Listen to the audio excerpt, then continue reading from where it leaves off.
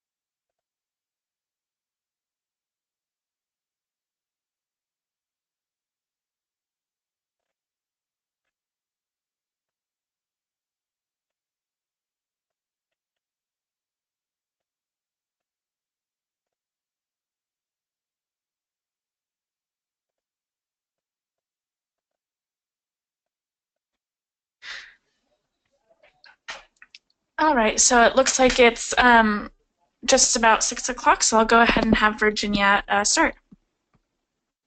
Are you all ready to go, Tricia? I am. All right. The broadcast is now starting. All attendees are in listen-only mode.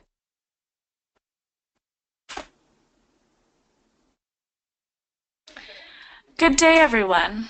The National Association is pleased to present this webinar. My name is Hannah. I'll be your moderator for this session. Please note that today's call is being recorded and all participant lines will be muted during this broadcast. If you need assistance at any time today, please email us at webinars@namba.org. This session will last 60 minutes and include a question and answer period at the end. However, feel free to pose a question at any time during today's presentation. You may enter a question by simply typing it into the question box on your control panel and then clicking the send button. These instructions will be repeated later in the program.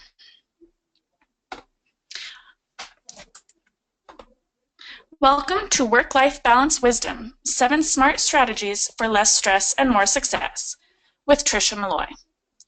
Tricia Molloy is a corporate leadership speaker on achieving goals and improving work-life balance for organizations like Marriott, Verizon, and the network of executive women. She's also the author of Working with Wisdom and a mentor for professional women who crave more success at work and in life. Today, she will show us how to make more conscious choices that can lead to a more balanced, fulfilling life. And now I will hand it over to you, Tricia. Thank you, Hannah.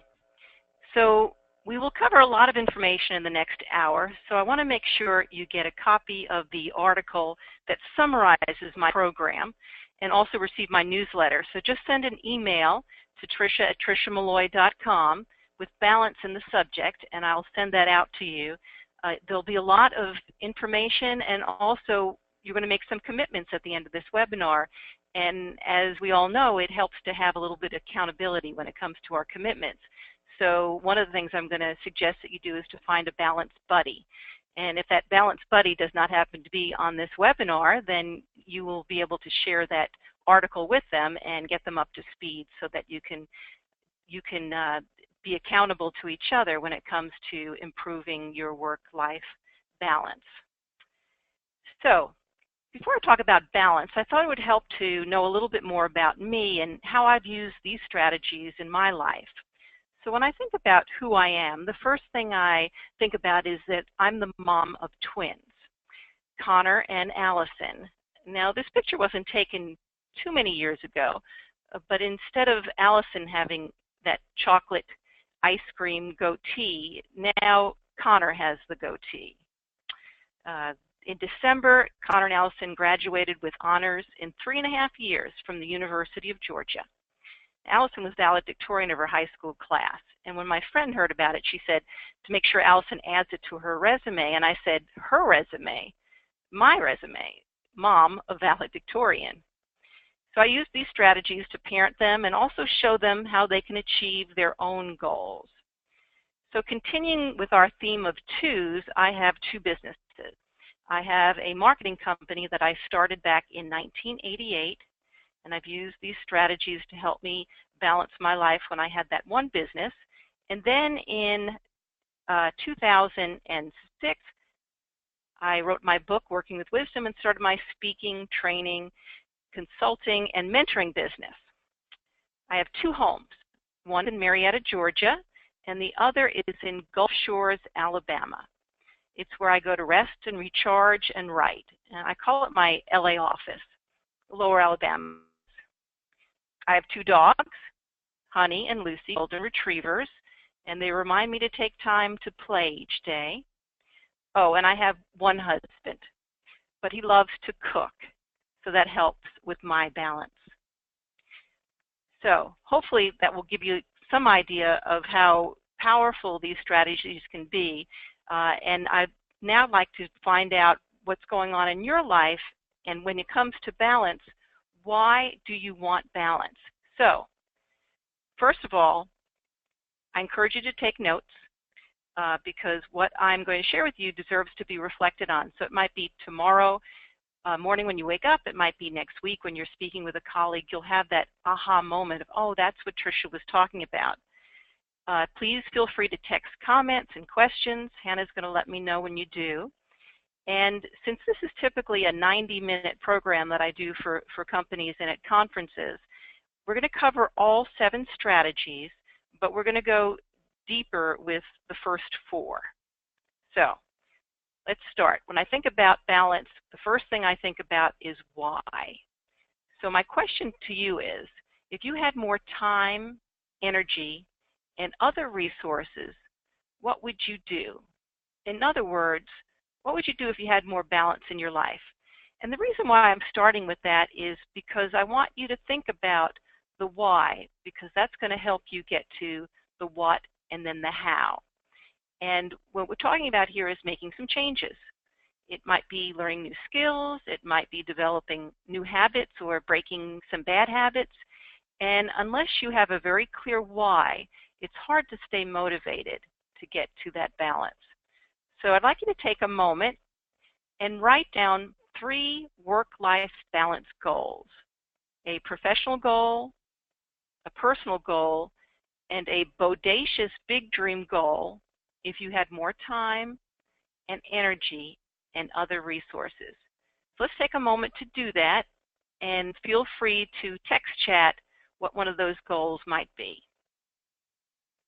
And Hannah, had you thought about this for yourself? I have a little bit. Mm-hmm. I think work out more is always one that you'd love to have more time to do. Yeah. Mm-hmm. Eat healthier. Yes. Apply for a promotion, I think, are just a Mm-hmm. couple. Good. And any comments coming in so far? Looks like there's spend more time with my children. Mm-hmm. Develop new hobbies. Develop what? New hobbies. New hobbies. Okay. Uh-huh. Mm-hmm. Some people are looking to get advanced degrees, go back to school. Yep, we see a couple go back to school. A handful of spend more time with family. Mm-hmm. Good. I think part of this, too, is just to have time to yourself, time to do the things you used to do before life got so busy. Okay. So hopefully you've all written down a couple of goals, because that's going to help as we move forward. So the next piece in the puzzle is the what. What is on your balance list?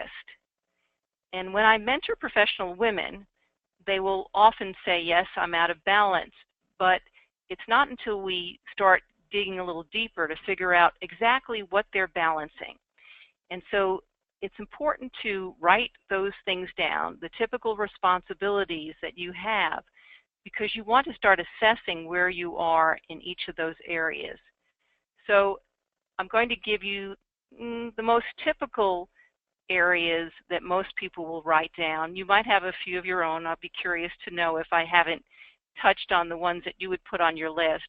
So I want you to take a moment and write down some of these areas, and I'll go over them with you so you can see. So I'm going to go out on a limb here and say probably one of the things on your list to balance is work. And then we have family, home, and relationships.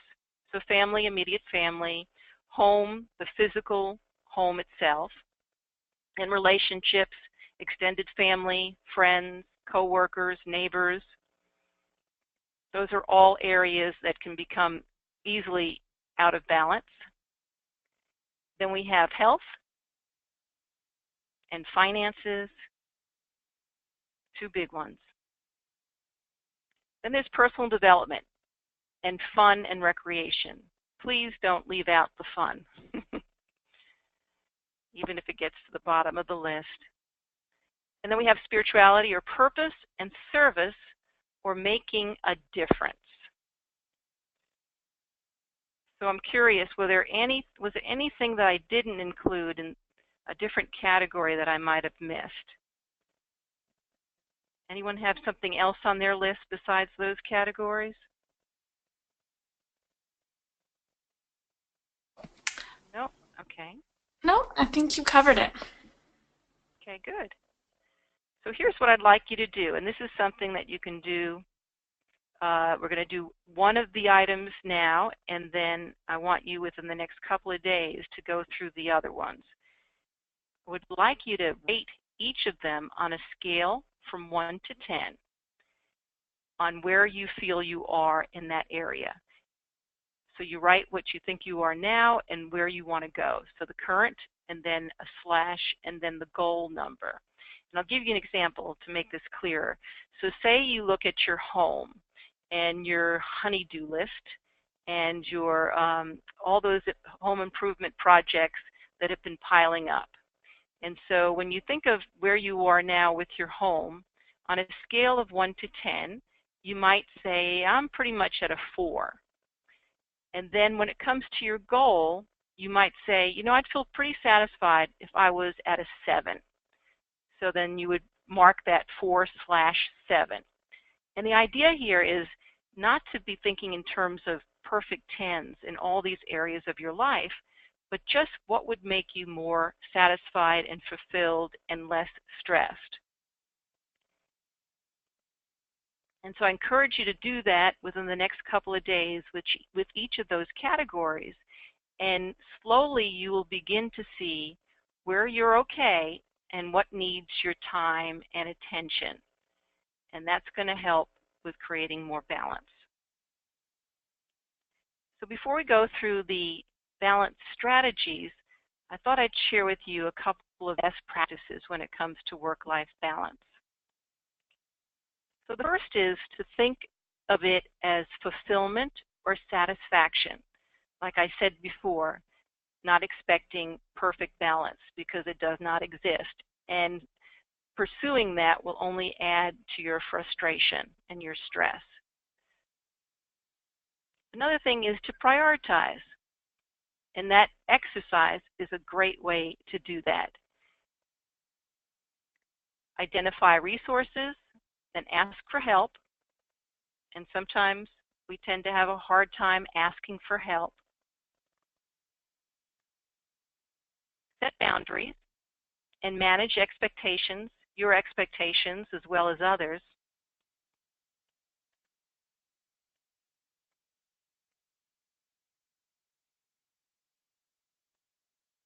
And now we're going to go to the 7 smart strategies of work-life balance wisdom. Any questions or comments yet, Hannah? Not yet, I don't think. Okay.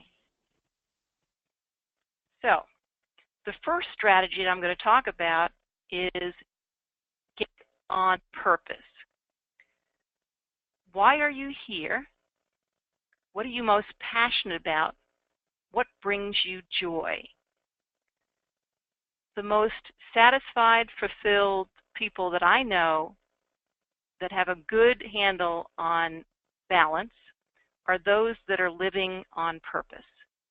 They have a clear purpose, and they pursue that purpose either in the work that they do or in service to others. So what I'd like to do is share with you a simple formula to get you started on thinking about what your purpose is. And if you are very clear about what your purpose is already, I'd love for you to text chat me and let me know what that purpose is. So the formula that I'd like to share with you is simply this: what motivates you, what you value, and what your natural gifts are. So think about it as like a recipe where you're putting all these ingredients in, and then you're kind of letting it set, and then from there you get clear about what your purpose is. So we start with what motivates you. And there's a book called The Power Path, and in it the author says there are 9 key motivators in life. And as I read through these, I'd like you to think about what resonates strongly with you and choose 3 of them that you think really reflects who you are when it comes to what motivates you. So there's security or control, expansion or growth, acceptance, approval, adventure, risk-taking, power, confidence, communion, organizing groups, freedom, independence, expression, creativity, and exchange, sharing ideas and advice. So I'm curious, Hannah, when you look at this list, what are the ones that stand out to you?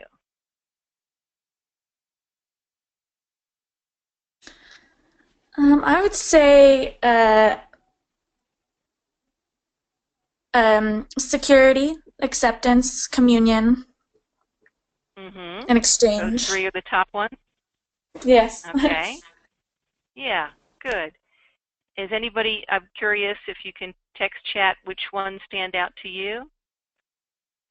We'll take a moment and see who'd like to share. You know, for some people, almost all of them really resonate, but it helps it if you can get it down to 3. So my 3 are freedom, expression, and exchange, the last 3. Any comments? Yeah, it looks like we have a handful for freedom is a popular one. Yeah.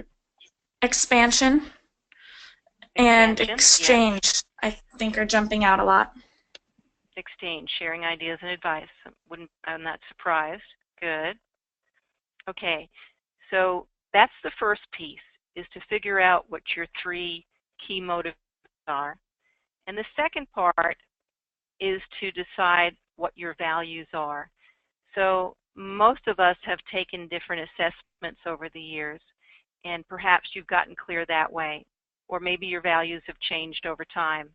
But think about the things like faith, family, finances, integrity. What are the things that really matter to you? And a simple way to figure out what those top ones are is to just do a little bit of what I would call like free writing, where you put on the top of the page, what are my values, and then you start to write all the ones you can think of. And don't edit yourself, don't pick the pen off of the paper, just keep writing and writing and writing until you feel like you've covered just about everything you can think of when it comes to your values. Then go back over that list and circle the 5 that are the strongest for you. And that'll be the second group of ingredients for this recipe of figuring out your life purpose. So we have the motivators, we have the values, and then what are your natural gifts? What are your God-given talents? What are the things that people will say about you that really makes you stand out? So it might be your musical ability or technical ability. You might be good with numbers. You might be very compassionate, or you have a great sense of humor. Sometimes it helps to ask a parent what they think your natural gifts are because they've seen it from a very obviously young age, or even a high school friend who's known you for a long time.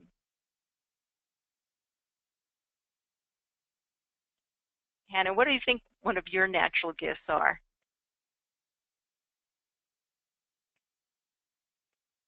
I would I say don't mean to put you on the spot, but sense of humor. sense of humor, okay. And not everyone has a sense of humor. Sometimes we're so close to it, we don't really think about that as something special until somebody else tells us that. Good. Any comments from the group?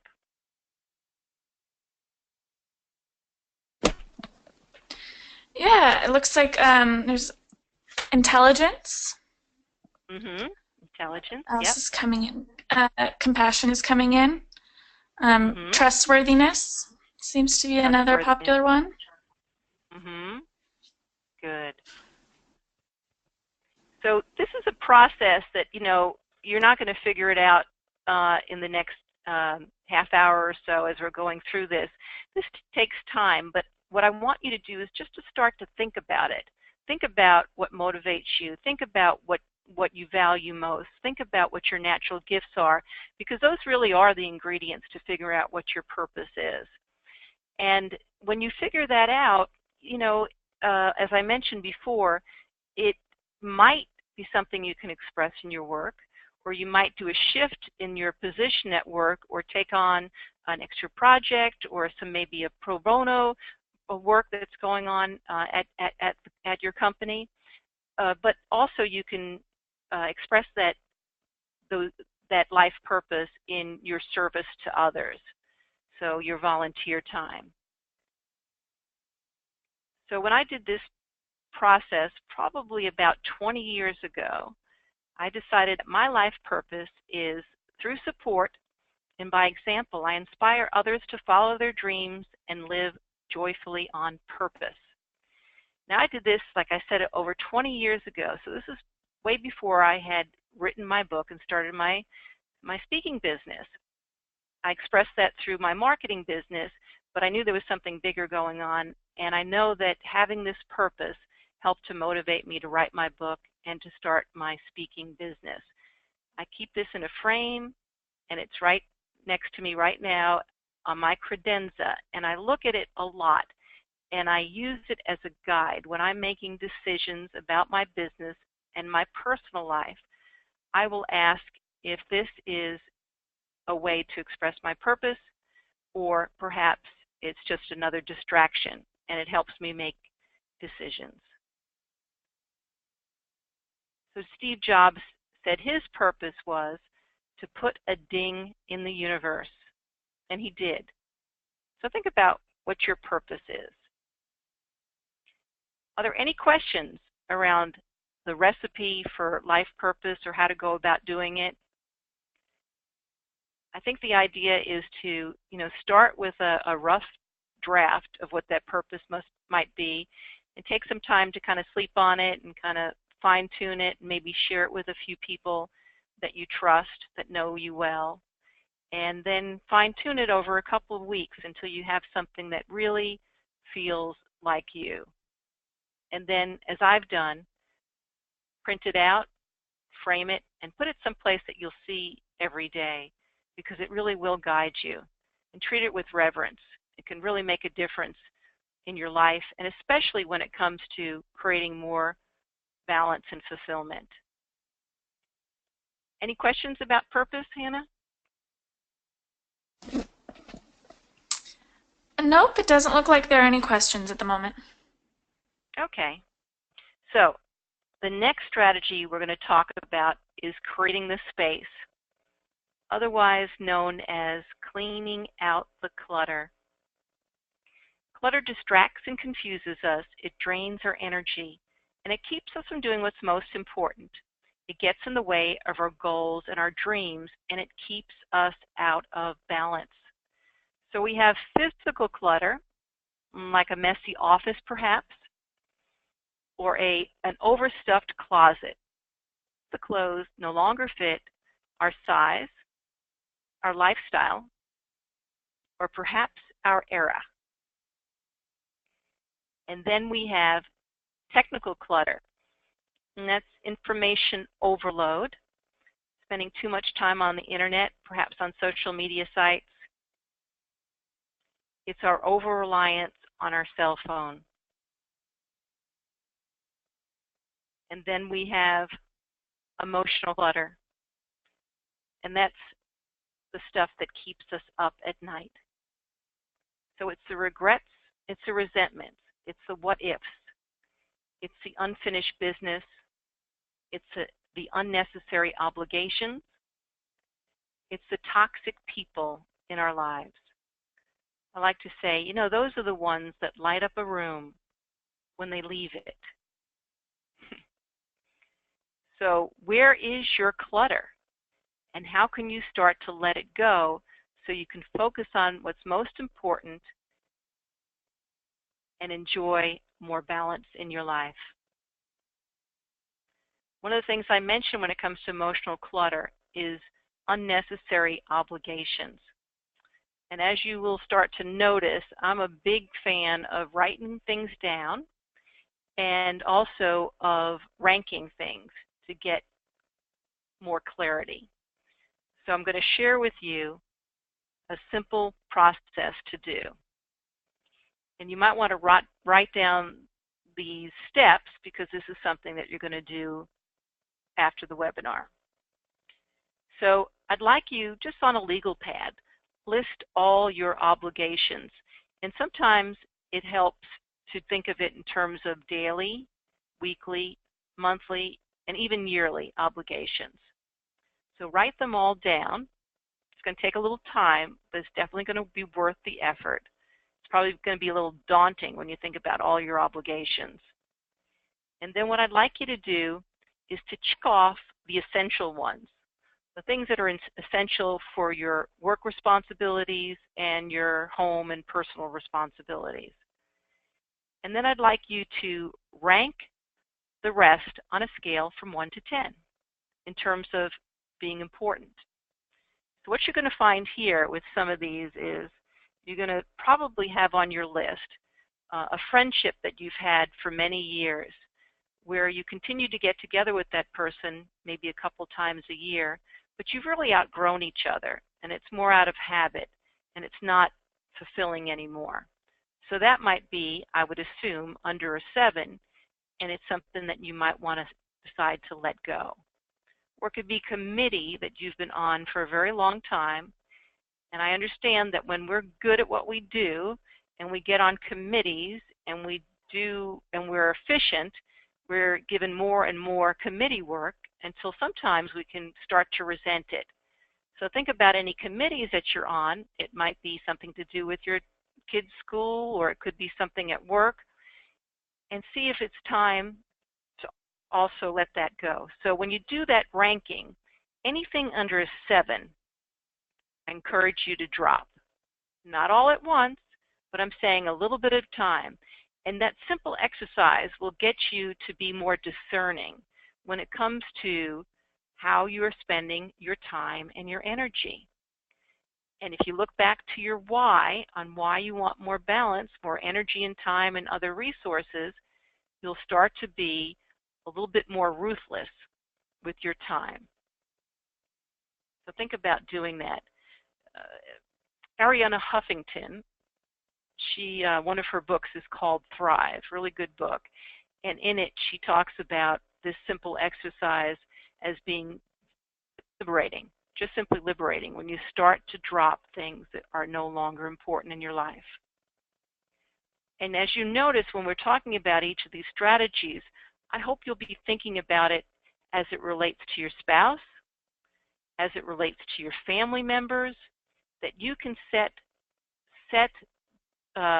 yourself as a role model for them.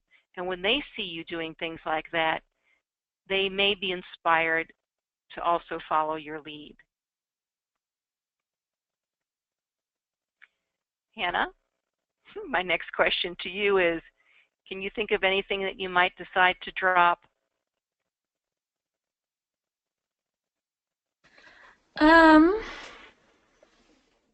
while she's thinking about that, if you've got something that you're going to drop, please text chat so we can learn from each other. Anything that you can think of? Well, I'd like to say that I could drop working out more, but I don't think that would be a wise choice. Right, that's right. Definitely some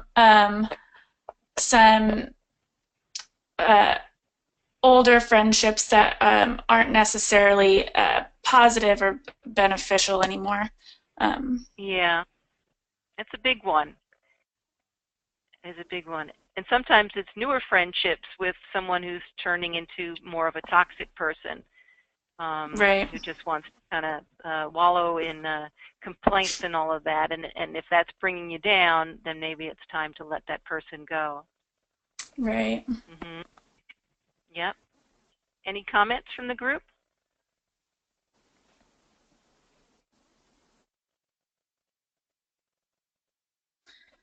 Looks like there are a couple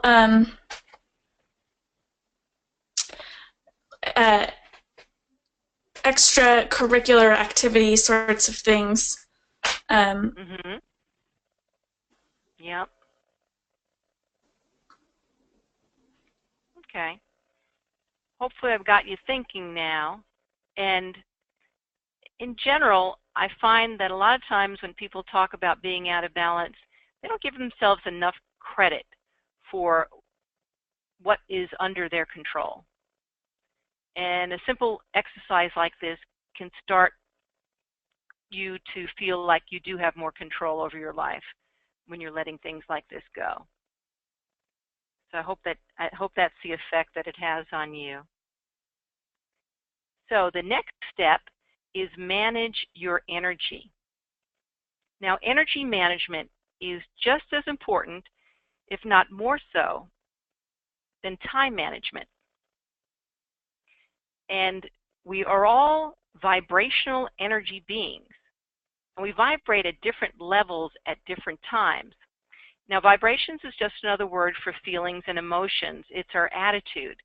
And when we're taking good care of ourselves and we feel appreciated, we will vibrate at a high, positive, constructive, light level and attract people and circumstances that vibrate at that same light, successful, healthy level, which is really good for balance. Now, when we're burned out and stressed out, when we're not taking good care of ourselves, and we do not feel appreciated, we'll vibrate at a low, dark, destructive level. And because misery loves company, will people and circumstances that vibrate at that same level. So it's really up to each of us to figure out how to elevate our energy. And so I'm going to share with you a couple of energy elevators. So think about what your mom and your doctor has always told you: to eat healthy, drink plenty of water, get enough sleep, exercise, and then go deeper. Consciously spend time with positive, successful, supportive people, and less time with the others. Enjoy a hobby. Sing with others. Listen to great music, dance, whatever brings you joy. And spend time in nature. Nature is a great way to elevate your energy.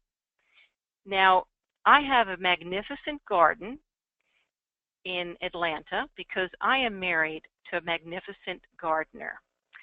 And depending on the time of year, we have everything in our garden from blueberries and collards and kale and figs and grapes and plums and apricots and lots of tomatoes and beautiful flowers like this one.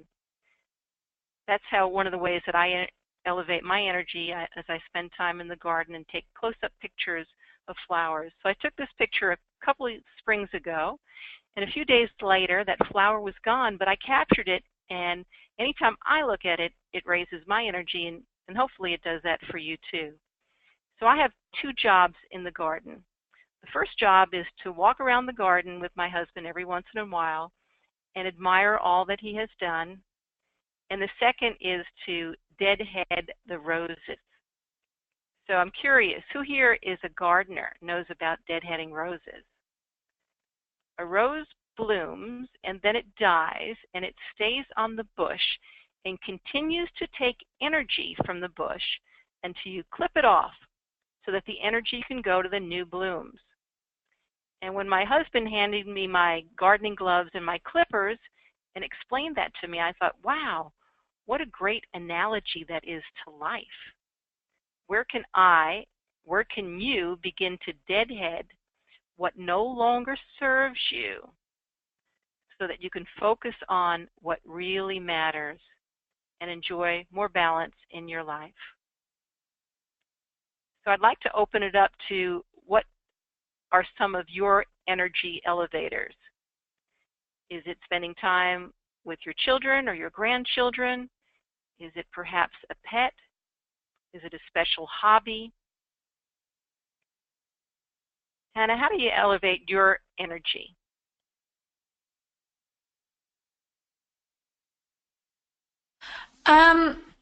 I would definitely say for me personally, it's being around friends and loved ones. And I do have a beloved pet as well. What kind of pet? Cat.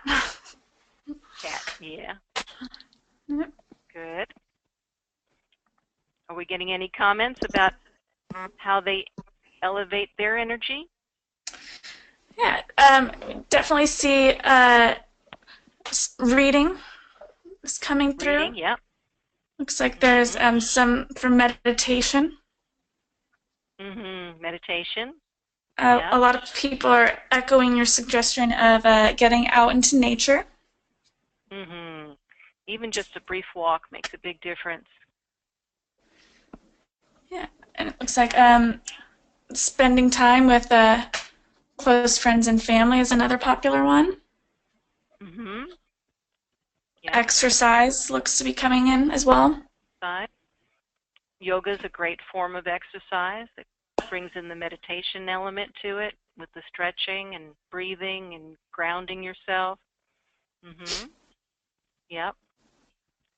Yeah, choosing what if you enjoy watching TV, choosing what you watch, scheduling, fun comedies to lighten your spirit at the end of the day instead of having it be the time when the evening news is on, pulls you down, the time that you need to be elevated. If you go to bed watching the evening news and you wonder why you are having a hard time sleeping or kind of wake up cranky, it's because you're basically feeding your subconscious mind all that doom and gloom, the latest economic reports, the natural disasters, and that's what your subconscious gets to play with all night long. So think about just as much as what you're wanting to do is what you choose not to do, and instead of doing that, listen to soft music, perhaps read something inspirational, write in a journal, and when you go to bed, you'll have a much better night's sleep and you'll wake up much more refreshed. Again, it's about making conscious choices. Anything else on the list, Hannah? I don't think so. It looks like we've covered most of them. Okay, very good. So then we're off to the next strategy, which is talk to yourself. So studies show that we speak to ourselves at least 10,000 times a day. And 80% of that tends to be negative, even the most enlightened of us. And that's because we're human, and we're programmed to protect ourselves against worst-case scenarios. So back in the caveman days, when we'd walk out of the cave and wonder to ourselves, is this the day I'm going to be eaten by a saber-toothed tiger? Well, you don't have that same thought today. Probably most of you don't have that same thought today, but you might think, you know, I'm going to hit a lot of traffic. If you're in sales, I'm not going to make any sales today. I'm not going to have a good day. And those are the messages that just naturally will play in our heads. But the good news is that affirmations or positive self-talk can help to counter those negative messages with empowering ones that support our success. So when it comes to balance, what you say to yourself really does make a difference. So what I'm going to do is share with you a couple of things around affirmations. And I'm curious if we can just get a quick comment on the text chatting, who uses affirmations. I'd like to know that. So if you do use affirmations and maybe you use a certain kind of affirmation, you can text that in and we'll get to that in a moment. So the rule of thumb when it comes to affirmations is to keep it brief, positive, and in the present. Brief, positive, and in the present. And I'm going to give you two examples. So if you are overwhelmed by work and home responsibilities, and you probably are, and that's why you have chosen to spend time with this webinar, then here's an affirmation that has worked really well for me and for a lot of people that have chosen to use it. And it is, I have more than enough time and energy to get the important things done today. I have more than enough time and energy to get the important things done today. Now, when I remember to say that at the beginning of a busy day, and sometimes I have to say it several times before I start to believe it, I find I get more calm, more confident. I start to cross off things on the list that shouldn't have been there anyway. I start to delegate. And by the end of the day, the important things do get done. Now, you notice I didn't say everything on my to-do list because I think that's an impossibility for most of us, but the important things do get done. So think about a simple affirmation like that. And if you want to master a new skill, here's an affirmation that's worked for me. So when I was writing my book, I decided that I wanted to become a good speaker. I wanted to welcome every opportunity to speak, and I wanted to have fun with it. And I'd spoken over the years with my marketing business, but not as a paid professional speaker. So I decided to join Toastmasters. Hannah, have you ever been involved with Toastmasters? I have not personally, but I know many people who have. Yeah, it's great. Whether you want to be a professional speaker or just have more confidence presenting your ideas to a small group of people, Toastmasters is a great organization. So I started to go to my Toastmasters meetings, and when I got up enough courage, I signed up for the 5 to 7 minute icebreaker talk, and I was a complete mess. My mouth was dry, my heart was racing, my legs were weak. I held on to the lectern for dear life. I fumbled for my note cards like I didn't know the subject, which was me. And I went through that about 3 humbling times until finally a kind evaluator said to me, you know, Tricia, you've fallen in love with your words. You are a writer before you're a speaker, and you've written the script, and you're speaking from your head instead of your heart. And so he was right. So I remember going home that day and thinking, how can I do this differently if I really want a career as a speaker?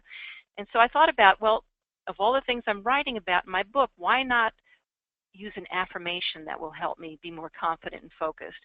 So I thought about it for a while, and I decided my affirmation would simply be, I love to speak. Now, I really did love to speak. I just wasn't very good at it. So I started to say it to myself, and I started to say it out loud, and I started to say it to my family who knew I was struggling with this. My friends would say, how's that speaking going? I'd say, oh, I love to speak. Come hear me speak.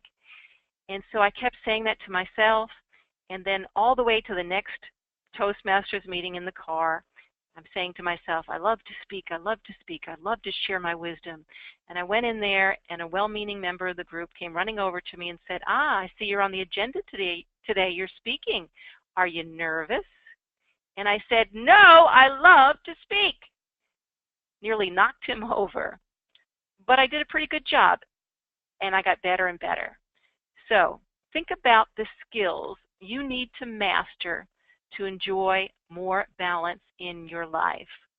So it might be, I love to ask for help, or I love to learn new things, or I love technology. Think about a simple thing like that you can tell yourself to help move you in the right direction. So a couple of best practices when it comes to affirmations is to think about what would your best friend or your coach say to you, and why aren't you saying the same thing to yourself? And if you are now even more so aware of negative messages that you're telling yourself, play a little game by catching yourself and flipping it. So the next time you say, I'm no good at this, I'll never figure this out, just flip it to, I'm great at this, I'm figuring this out, and just see how that shifts. So eventually, your positive affirmation will become your default. And then finally, write those affirmations down and post them where you'll see them every day. So it might be your bathroom mirror, the dashboard of your car, or perhaps by your computer screen. And say them to yourself, say them out loud, and when appropriate, say them to other people. So I'm curious, Hannah, do you have an affirmation that you use, or has anyone chimed in with an affirmation that's worked for them, especially when it comes to balance?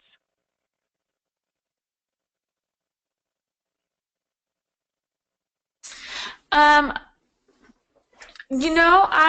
don't use affirmations personally, although it Not sounds like yet, I should right? start. Yeah, exactly. We definitely have a lot of people who say that they use, some sort of daily affirmation or positive affirmations. Mm-hmm. We haven't gotten any specific ones yet, though. Mm-hmm. Okay. And there's some classic ones, every day in every way I'm getting better and better.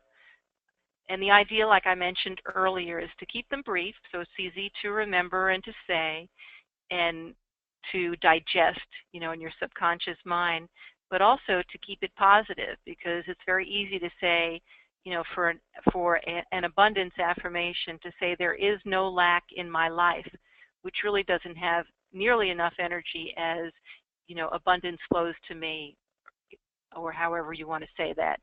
So make sure that you're keeping it positive. And then the third part about that is keeping in the present, because if it's I will do this or I will be that, you're always going to be in that place of waiting instead of claiming what you want to be true. So it's an interesting but very simple and powerful tool to use. And I encourage you to do that. And you each have my email address. If you have questions around affirmations or want to share an affirmation that you use, I'd love to hear from you. Just Tricia@triciamolloy.com. It's always good to hear what works for you, or if you have a question on it. So those are the first 4 strategies in work-life balance wisdom. And as I mentioned, I'm just going to touch on the other 3, but in a longer program, we'd go as deep with these as well. So the next one is be authentic. It's what I like to say about this is, a lot of times our goals focus on what we think we should be doing, or what other people tell us that we should be doing. And so when we're real with ourselves and others about what matters most, and we express that, we'll pursue our own goals, and that's going to help us to get more in balance. So think about how you can make more conscious choices based on your authenticity. The next one is staying present. Boy, we could do a whole webinar on staying present. So the idea is that those people who experience more balance in their lives do so because they are in the present moment. They're not necessarily thinking about the past or worrying about the future. They are enjoying what is right now. And the more you can get to that place, the better. And I encourage you just to start small, just for an hour or so, maybe when you're relaxing in the backyard or playing with the kids, just to keep reminding yourself, I'm here right now, I'm here right now, instead of getting on your cell phone or anything else, and just enjoy everything that's going on. Maybe even narrate to yourself what you see, all your senses, what you smell, what you hear, and just stay in that moment. It's kind of like, I think of it in terms of like a muscle that needs to be developed. So the more you can develop it, the more you'll find yourself staying present. And this is a big issue when it comes to technology.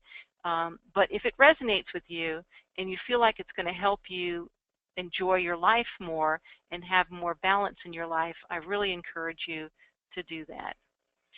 And then the seventh strategy, last but not least, is cultivate an attitude of gratitude.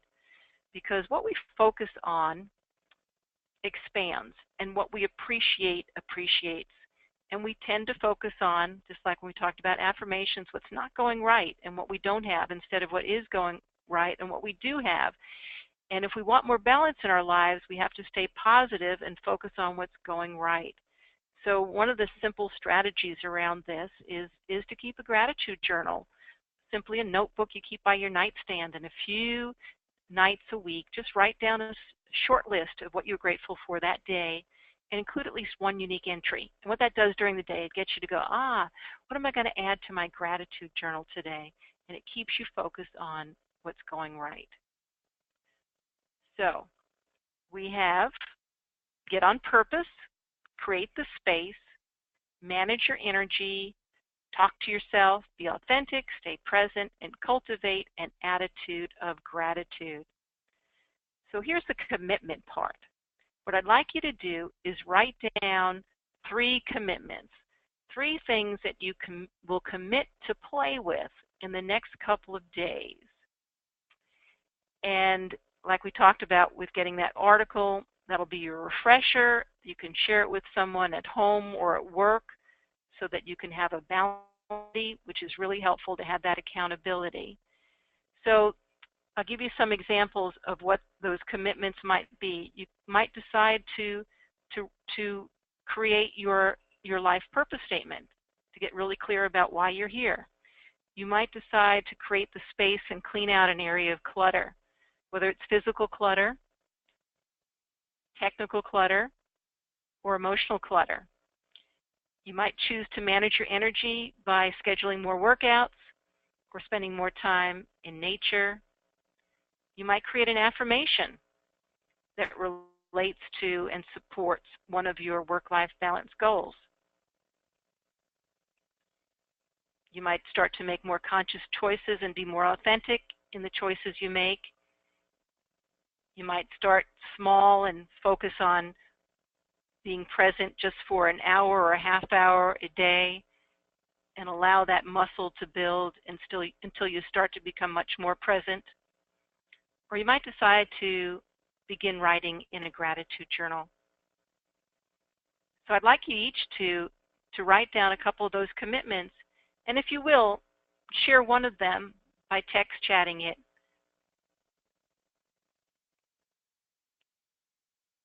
And do you have a commitment to share? And while we're doing that, I'm just putting up the slide again so you make sure you send me your email so I can get you that article. Hannah? Sure. I think the commitment I'll share is the idea of the gratitude journal. Mm-hmm. Have you ever done that? I have not. Mm-hmm. So and you notice how I said a couple of times a week, a very short list, you know? Yes. So seems it's manageable. Doable. It is. And, you know, it's funny. One time a client was saying, you know, I'm having a hard time with that gratitude journal, even though I want to do it, I have a beautiful notebook. It's, gold tipped pages, and it's great pen that I can use. I'm just having a hard time, and I realized what the hard time was is she felt like she had to write things that were profound, and I said, put that notebook away and get yourself out a legal pad, something you can just scribble on, and when you fill up that pad, you can throw it out. This is not necessarily a journal that you want to read back on. This is just getting that information out of your head onto the paper so you can fully appreciate it, and then you move on. So if that helps at all to just, not get too caught up in what that journal looks like, just know that it can be a really great self-awareness tool. And do we have any? Okay, great. Yeah. Do we have any commitments, questions, or wisdom to share?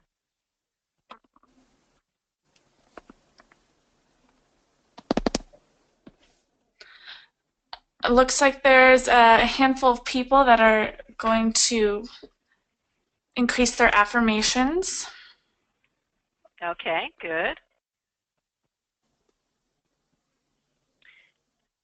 One time I heard a woman in a program I did say that she chants her affirmations to bring them deeper into her soul, and I thought that was an interesting way to do it.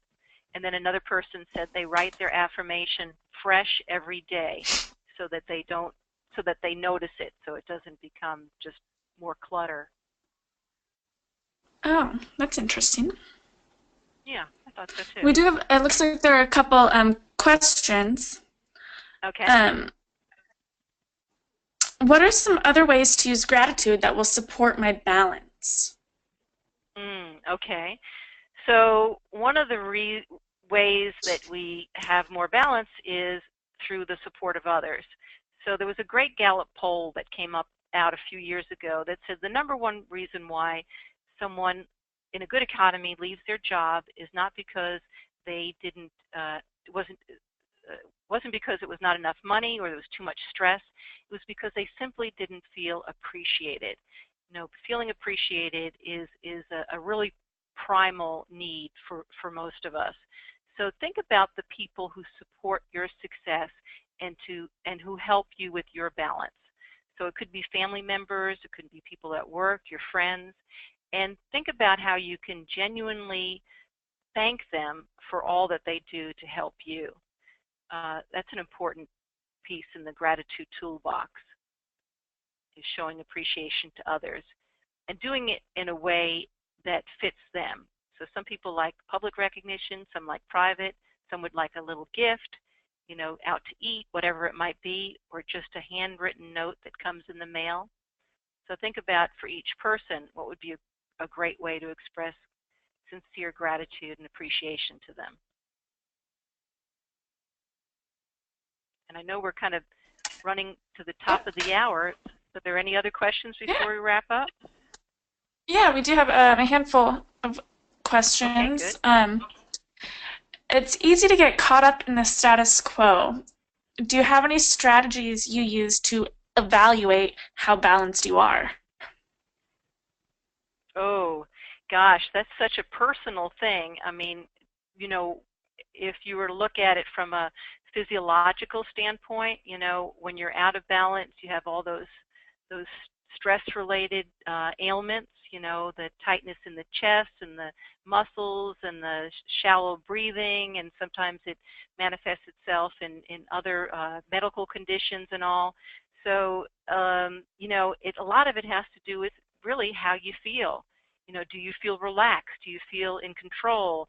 Do you feel satisfied and fulfilled?